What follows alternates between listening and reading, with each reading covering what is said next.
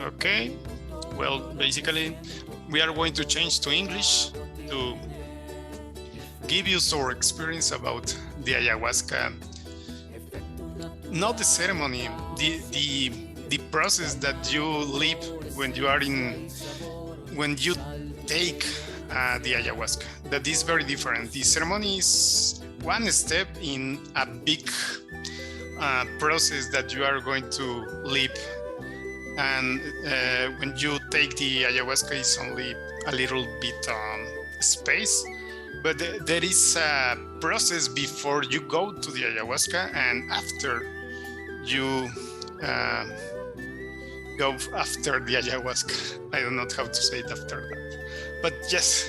So Rachel, start. I mean, you want to start regarding about the intention, just. Yeah, thank you very much. Well, basically, we're doing this in English because we want to make it a global. Um, Okay. the idea is to approach all type of audiences. Obviously, here in Mexico and or Latin America, people are more abreast or more acquainted to ayahuasca and all the sacred plants. But I believe this movement is going global, and I can see it in Facebook and YouTube and other viral type of media in which a lot of people are talking about ayahuasca and the idea that we have it's just to share our experiences. I think for both of us, it's extremely important to mention that if we are willing to talk about this, is because we have done it, and we done it with a lot of respect. There is not a judgment, or at least not a conscious one. Just to share what we have done, what we have learned, and what we have experienced through the ceremony, or most likely the ayahuasca process before, as Eduardo was talking about, and after. So, in my case, I would like to tell you a little bit about myself, so you understand what is the context behind it, right, or around it. Um, I think that I did all type of psychological processes. I went to shrinks, I went to psychiatrists, I tried Gestalt. I actually got an MBA in Gestalt therapy. I did dance therapy. I did NPL, you name it. All kind of psychological processes that basically I didn't because I could not connect with my emotions. And it was a very painful process for me because in all these events, courses, retires, whatever you call them, I could see people around me connecting with their own emotions. And I was like, okay, what the hell is going here? I could not connect. I could not cry. I could not even feel what was going inside me, or at least to able to expose my emotions. And I did got to a point that I was going honestly crazy because I was telling myself, I really don't know what is wrong with me because I'm trying so hard. I'm investing so much time on this and spending money going in all these type of trainings, all these type of courses, going into whatever I was invited to or I was willing to go, but I just could not connect, and that was a fact. I mean, I was not making that up. It was a real process that was not flowing from within me, and I think one day it exploded, and the reason it exploded was because one of the people who was facilitating this training got extremely upset with me, and she said, "You are just coming here to waste our time because you don't want to work. It seems that you are just here spending time, but you don't want to connect." And it was so upsetting to me because I said, I even responded to this lady and it was really mean. I said, "So you think that I'm here Friday to Sunday spending 12 hours a day and I'm not here to connect? You gotta be so stupid." And I started pounding on her and I blamed it on her. And I said, "You must suck as a psychologist, because if I cannot connect, most of it is because you are not guiding me into the right process. So one of my peers, one of my students, there he was a student at the same time that I was in this class. He approached me and he said, "Hey, you know what? I've been doing sacred plants for some time now, and I think they would be very beneficial for you because they might be helpful for you to connect and to start feeling the emotion that you've been blocking for so many years." I was, I believe, 43 years old or 42. The first time that I went to this uh, ayahuasca thing, but it wasn't ayahuasca, but there was another type of sacred plant, and it was very striking. It was very challenging, and yes, it did help me to go through. So, Eduardo, I don't know if you have any questions, or you would like to guide me Yeah. to any specific direction.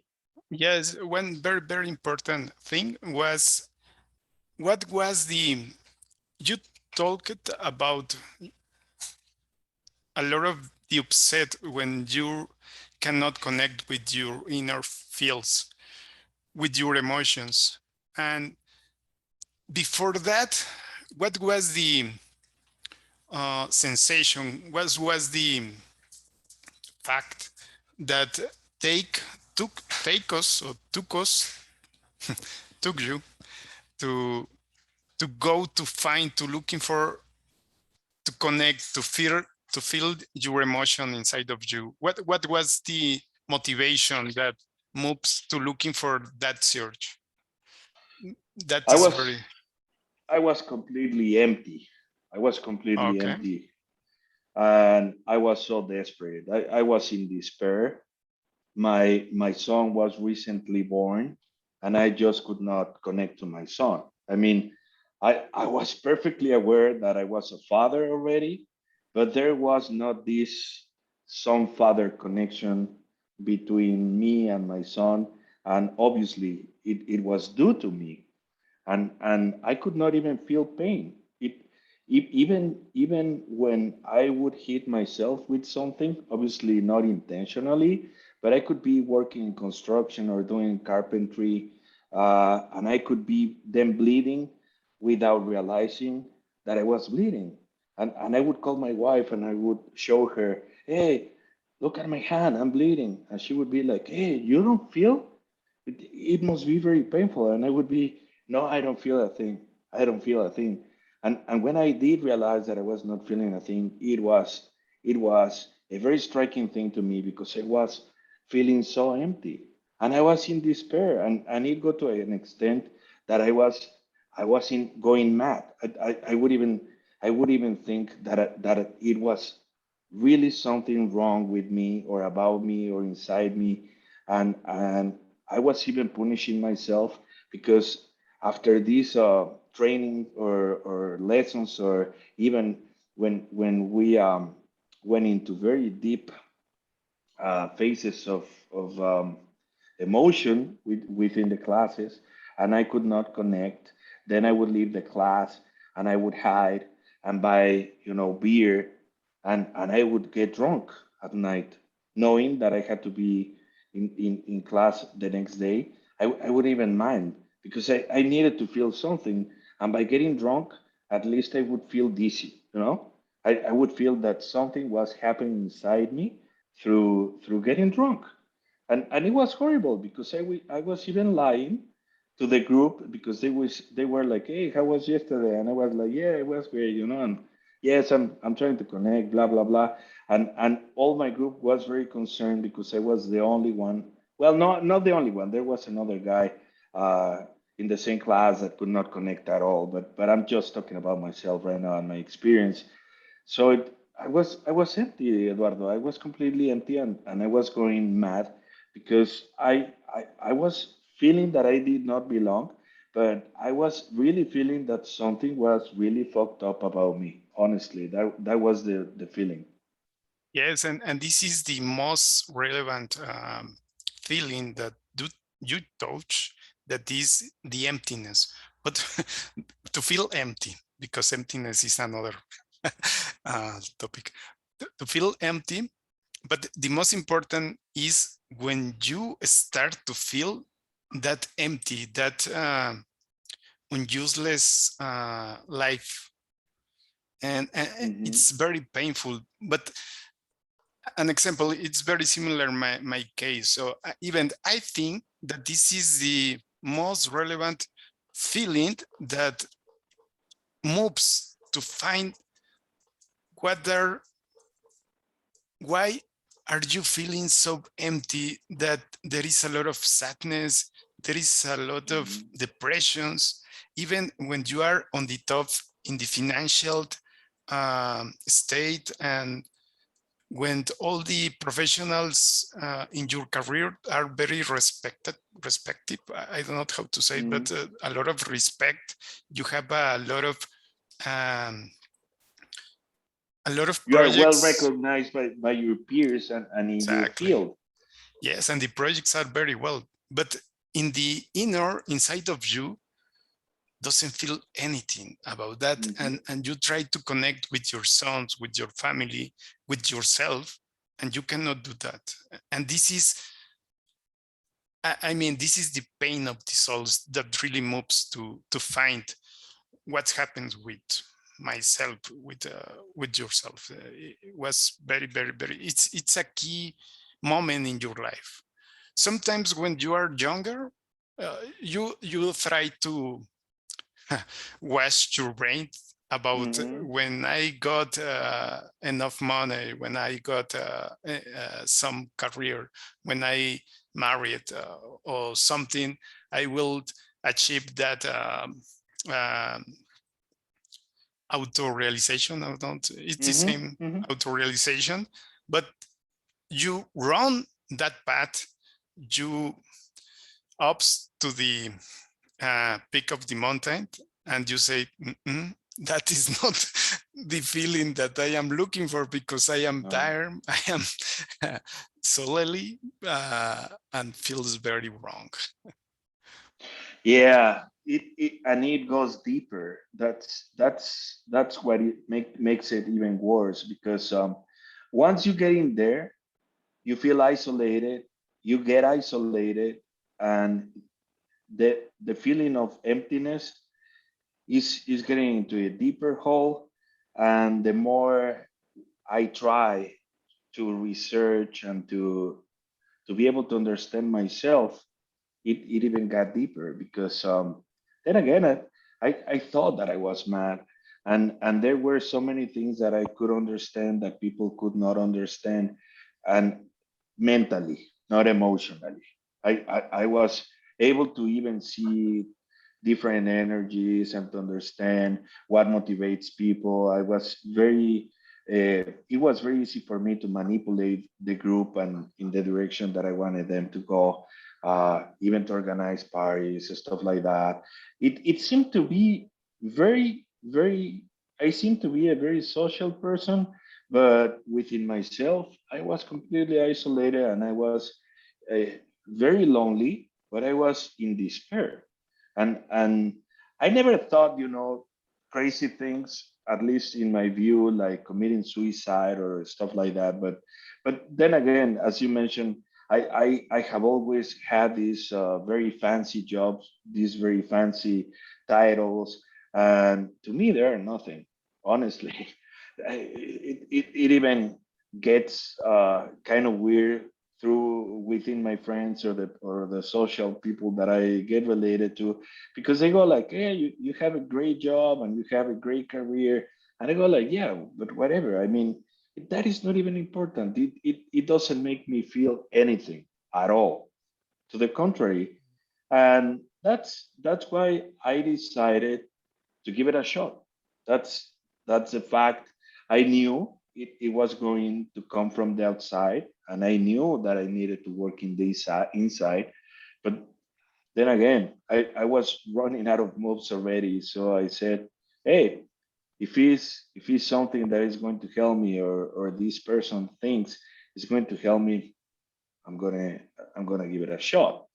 So getting to the topic, I think that it is very important to mention that in my view, sacred plants are very sacred, and that is something that is has changed with the present time, and maybe I'm making a judgment here, but I think it is important for the people who are listening. Uh, you have to take it very seriously. It's not like getting drunk or going to a party. It's something that is going to break you down, and it's something that is going to change you for real, and you have to be ready to fight for your life, and you have to take care of yourself. I mean, there are so many things going around there and out there that right now everybody is doing Naya. It's not like in the old days that you had to go like into a jungle and find this guru or this shaman and spend time with him, and he would say when you are ready, and by the time that he was going to say that you're ready, maybe you had to spend 2 or 3 years with him. It is the same in India, like with the yogis and the gurus that before they take you, you have to prove yourself for a couple of years just to make sure they have to make sure that you're serious about it.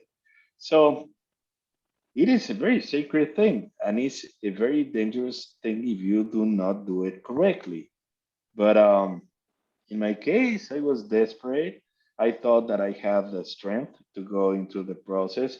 I never thought that I was very the type of person that is only one-sided or is not flexible to understand different views. But once you get into the process and you get to see different realms and you see the astral and you get to see what is in the astral, it's very striking. It is very striking.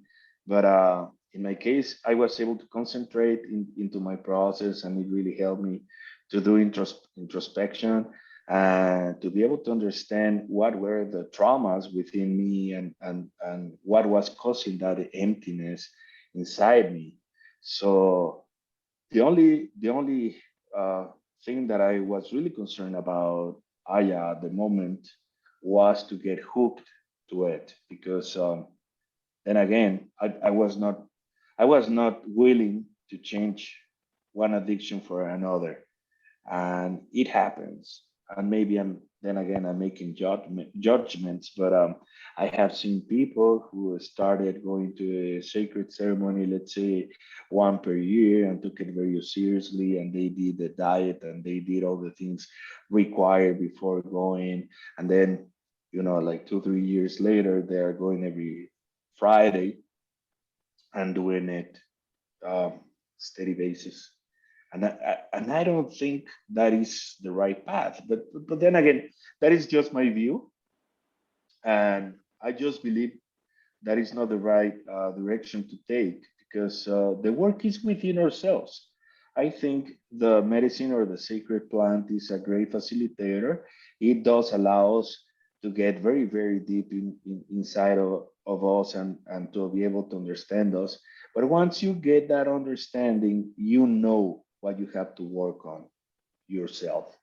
And it takes courage, because then again, it's like, do it sober. That's the way I would call it. Do it sober. You don't have to do it then again with a six of beer.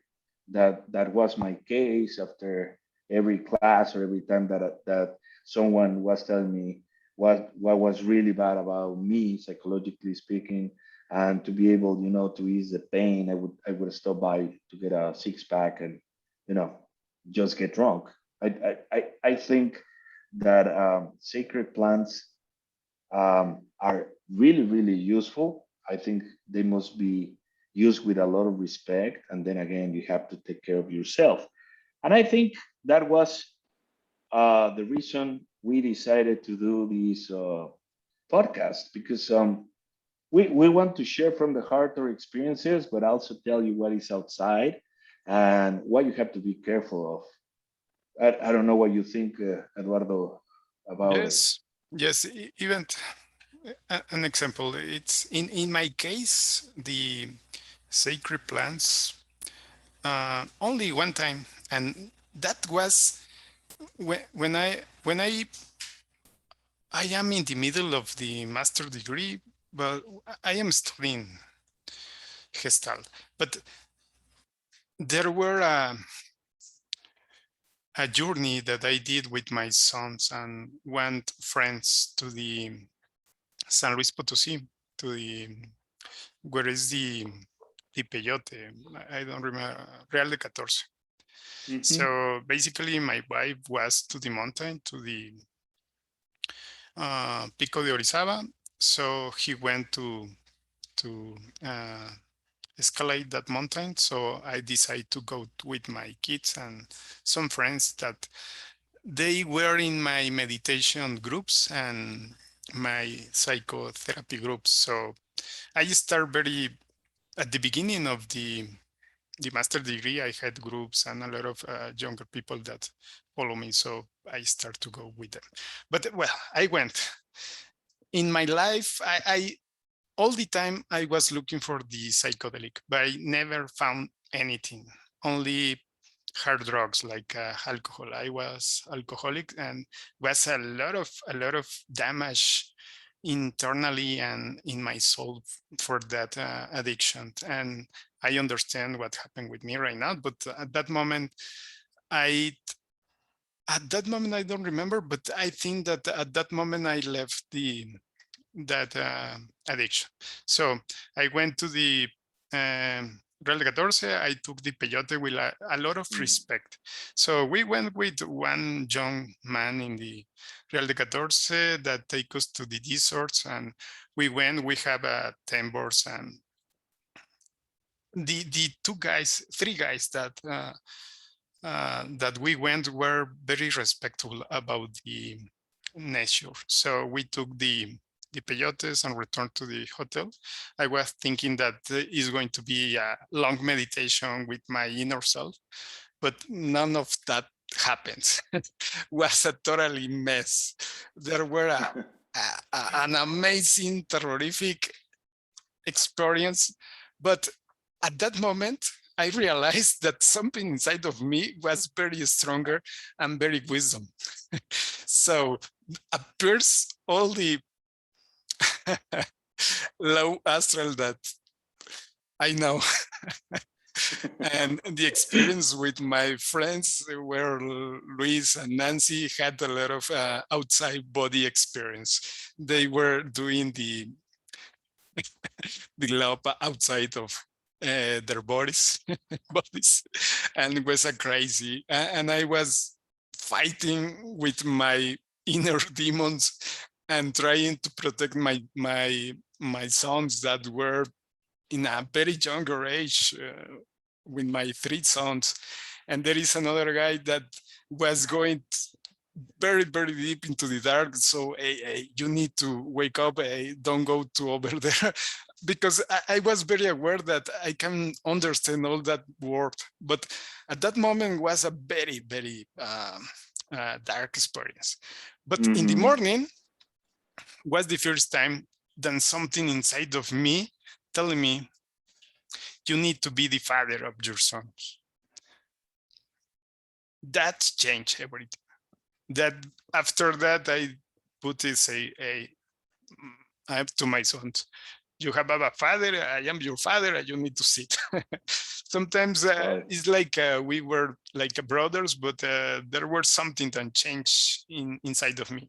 Was the unique moment that the sacred plants learn something directly and straightforward. After that, I went to looking for shamans and to take different kind of sacred plants like jopo, ayahuasca, yahe, and I became addicted to that.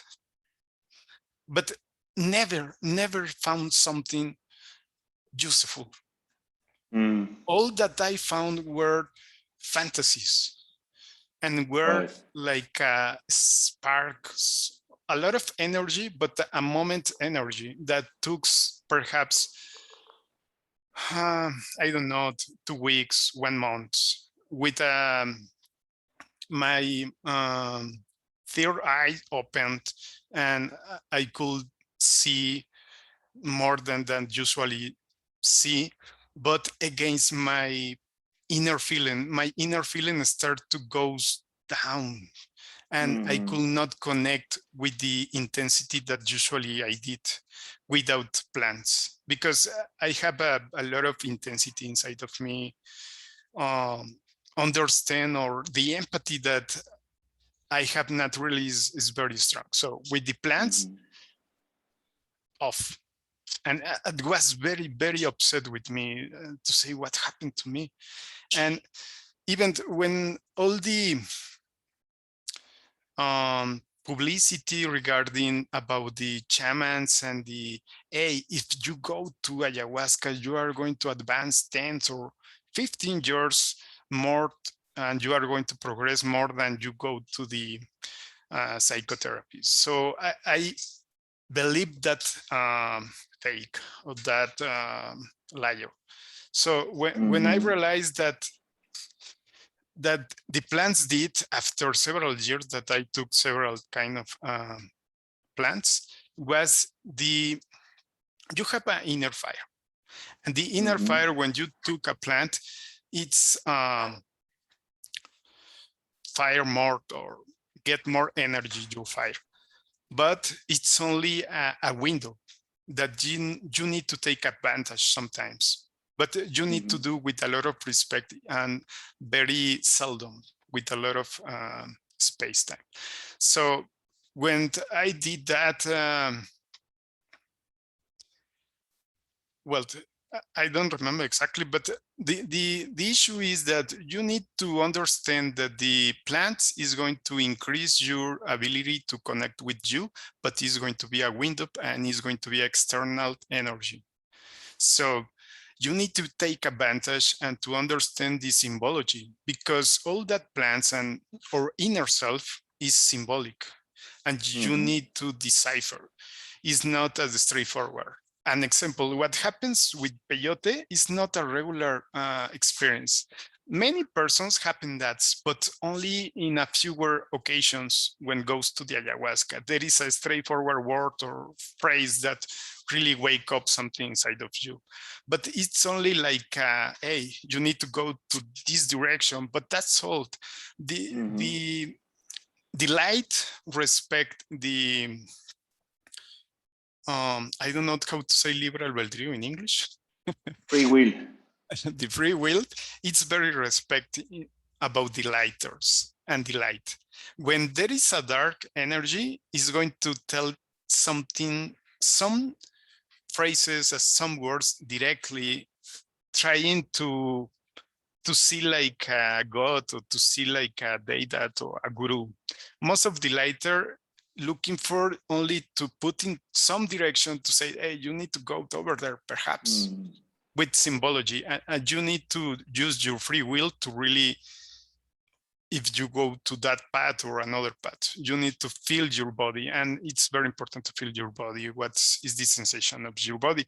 But in this case, in summary, the plants is going to talk about symbology, and is going to be a window. When the window's closed, Mm-hmm. you are going to have a fail. It's even, I think you are going to, the plants use a lot of energy inside of you. And when you start a fire that is very strong and burned a lot of inside of you. So when the power of the plants goes down, you will feel perhaps depressions. It's not like Mm-hmm. a state in the publicity that you take one shot of ayahuasca and all your life is going to change. Is wrong. I mean, I took a lot of time, 60 times, I don't know, with a lot of kind of, and even after that, I took it to myself, because I'm very good to go inside of that work. But in my opinion, if you are going to take this because you don't feel anything and you need some pushing, but that's all. After that, you need to take your own weight, but as you say, SORP. SORP is the sobrio, sobrio Sober. sober. You need You to have to do do it. You have to do it sober. No, I do agree with with all your comments, and obviously you have by far more experience than I do. But I was able to realize about the addiction very soon, so I was able to step aside, and I think it is important just for all the viewers uh, to understand, and it's something that you have to be aware of. Once you get into a ceremony, you are going to feel what the honest is that we all of us happen to be one, but all these ceremonies, I will not say all, but some of them happen to be uh, they become abusive in the sense that people who understand the different realms and how to move in the low astral, they abuse people and they take their energy. So you have to really be aware of it. We, at least, I'm saying, um, I would never say do not go. I just would say, as Eduardo stated, if you have tried different things, if you have gone into shrinks, if you have uh, attempted, let's say, Ho'oponopono, different type of psychological resources, and they are not working, and you are still empty or feeling empty, it is something that can expedite your process, but once you do it, once you understand it, then the path is to do it sober. Otherwise, you just become addicted to a different type of thing, which I'm not saying it is wrong, but then again, the power that you're going to feel is always from the outside. It's not your own power. You are sharing energy, or you are using energy that does not belong to you. And when that happens, it's like Eduardo is saying, you're after the window closes, you are going to feel depressed. You are going to feel a lot of fear. That was my case. After ceremony, I was feeling great, and I was like, I would come to my wife and I would say, hey, I can feel. And now I would see my son, and I would say, hey, I'm connected to anything, and I don't understand that all of us are one, blah blah blah. And that would serve me, I would say, for a week or so, and then I would start feeling so afraid. All these fears that were implanted to me in the ceremony would rise, and that's why I said, hey, this is so weird, because how I feel so good, and then afterwards, let's say within a week, I'm starting to feel like shit. It doesn't make sense, and that's why I said, no, this is not working for me. I'm very grateful that I did it. I'm very grateful that it allowed me to start feeling, to start working on my emptiness. But the path is within, and that, I think, it is the most important thing to share with the viewers, is that all the power we have, it comes from within us, and we have to work on that, and we have to acknowledge that all of us are able to do it. And then again, if we need this push, it is okay to do it. If you ask me what would be the recommendation, I don't have any because I would not recommend anyone as a shaman, honestly. But it's going to be perfect. Just be very careful, and then follow whatever the requirements are. Uh, then again, just to cite an example, the, is this movie? I'm not going to say the title, because I think that if I say it, people are going to watch it, and I'm going to give them money, and I don't think it's the right thing. But it talks about a guy that goes into the jungle and spends time, I would say, like at least a year with a shaman before he's able to get into a ceremony and drink ayahuasca. At least that part made sense to me, because the shaman said, hey, you're not taking away ayahuasca or drinking ayahuasca for at least a year, and you have to do the diet, and you have to do meditation, and you will have to do certain things prior to go into the process. That made sense to me, because then again, in this modern age, I'm leaving work at 6 p.m. and then I'm going into the ceremony that starts at 10 p.m. And when they say, hey, do you do the diet? Yes, I did. What does that mean? That I did not eat meat, but all my emotions are fucked up because I have so much stress. All this cortisol is running into my system, because I don't know if on Monday I will have a job, and I'm getting to the call with my boss prior to ceremony, and everything is fucked up.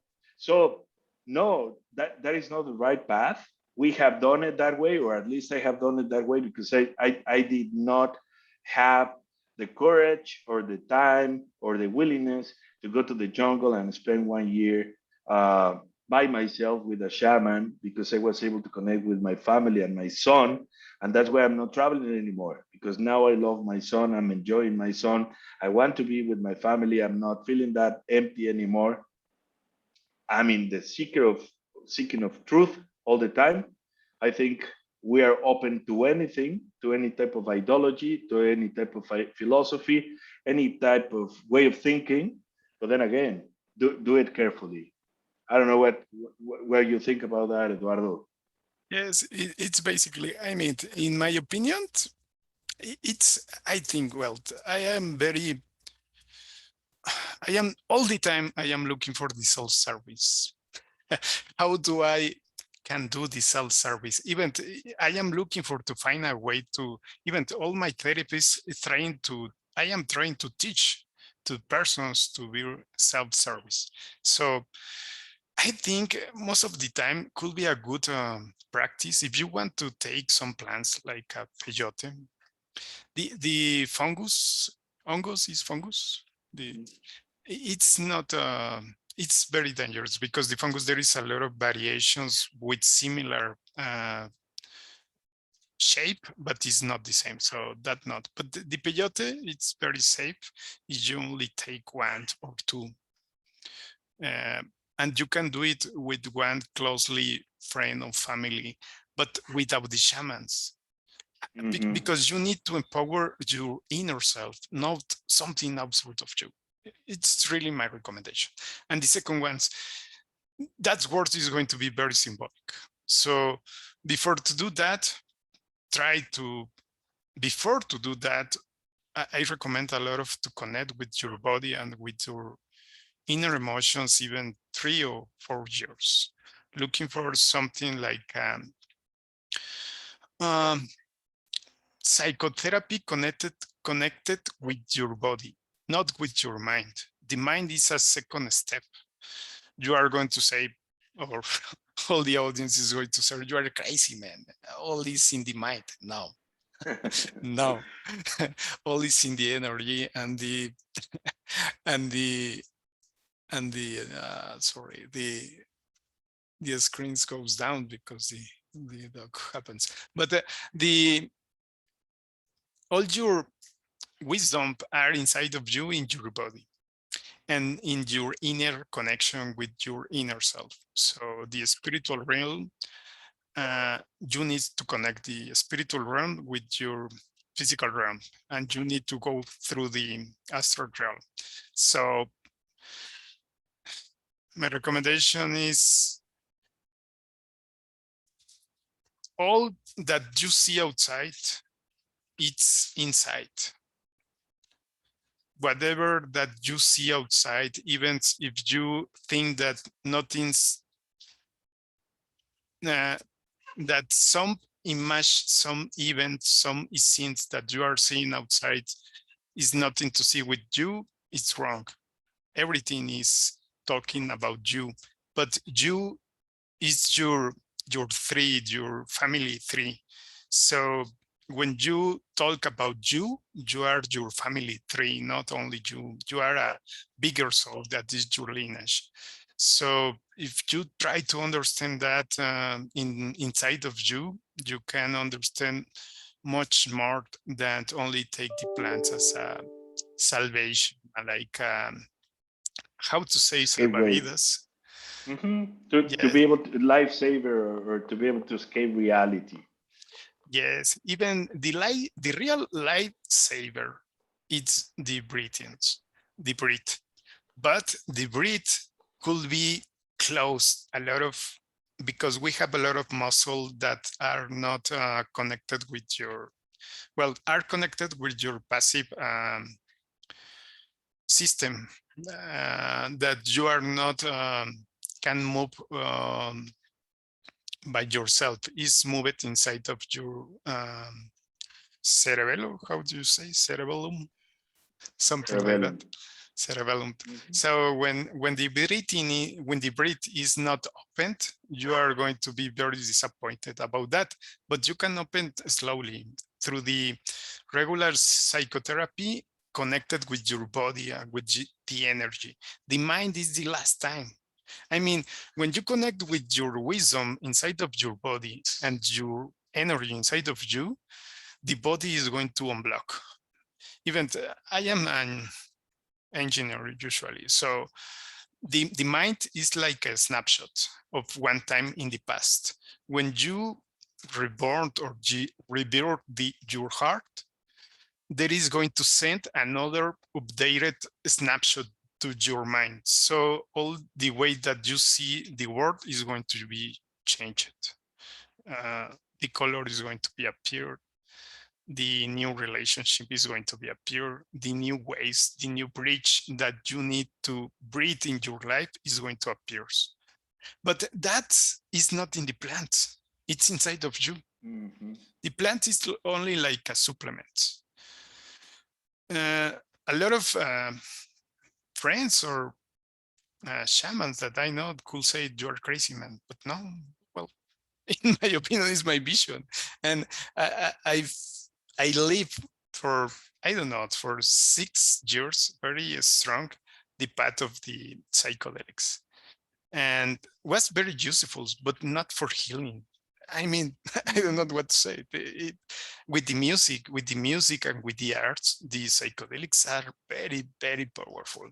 I really love the music that did the authors from ayahuasca. So it's amazing what the words and the songs did for the humanity. But it's art that help us to health of soul. But if you really want to uh, health your soul, or you really connect or re-encounter with your soul, you need to work inside of you, but starting with your body and your breath. It's that I can say it. I don't know, this is very disappointed, but it's the truth. Oh, I think it is a very honest approach, and we've been honest about our experiences, and we have faced the facts, at least from our own perspective. And then again, I mean, there are different paths. I think um, our next podcast could be regarding how we started, working on ourselves without the sacred plants that may be useful for the viewers as well. And then again, we're just sharing an experience, and we try not to be to making judgments. We are just I'm just saying what I went through, what it did help or what it did not help, and what were the warnings that I would have wanted to get from people before I went. And honestly, just be careful. Just be careful. And I'm not saying don't do it, but you have to decide when is the right moment, and do a lot of pre-work before you go. And I think the real work starts after you go and you know what you have to work on. Yeah, yeah. Okay, okay. Thank you, Richard, for the your words, your experience, and thank you for to support us regarding about the English, because this vocabulary regarding about to talk about the self-growing, it's not my but only I all technical activities regarding about the English. So I don't have a lot of practice on that. But that's the beauty of it, because I mean, it's our second language, and we're doing the best we can. And I'm pretty sure that some of the viewers will enjoy it. And then again, we want to go global. It is a global approach, and let's see what happens. Okay, sounds great, Richard. So thank you and Take care, my friend. thank you. See you. Bye. Bye bye.